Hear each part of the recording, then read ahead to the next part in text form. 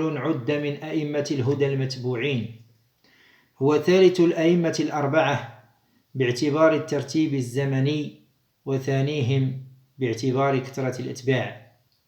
هو ناصر الحديث ومجدد القرن الثاني من الهجرة، عالم بلغ من حفظه لأشعار الهذليين وأخبارهم أن الأصمعي قال: صححت أشعار هذيل على فتى من قريش يقال له محمد بن إدريس، رجل له مكانته المرموقة في العربية حتى رآه الناس حجة في لغة العرب، ولم تحفظ عنه سقطة أو لحنة، وكتبه يؤخذ منها اللغة قبل أن يؤخذ منها الفقه والعلم.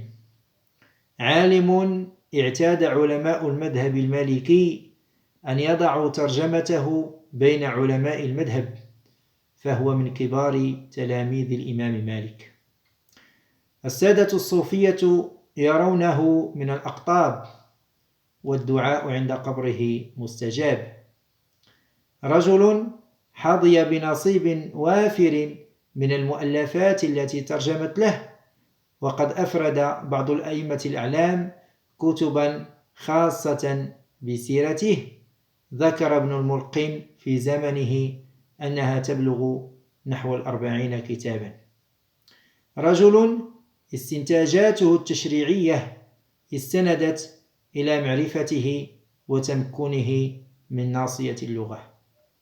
كان يدعى ناصر السنة، وجاء في وصف الإمام أحمد له أنه كان يذب عن الآثار. في مناقب الإمام البيهقي كان الحميدي يقول: حدثنا سيد الفقهاء الشافعي إنه الإمام محمد بن إدريس الشافعي. وينتهي نسبه إلى عبد مناف، فهو عربي قرشي هاشمي مطلبي يلتقي مع النبي صلى الله عليه وسلم في عبد مناف.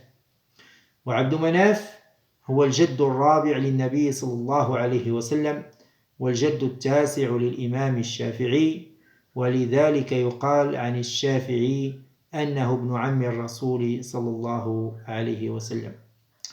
رجل احتل قلوب عامة المسلمين بحبه، والمصريين خاصة، حتى أنه أصبح مصريا بعد أن كان حجازيا. رضي الله تعالى عن الإمام الشافعي، ونفعنا بعلومه في الدارين آمين، والحمد لله رب العالمين.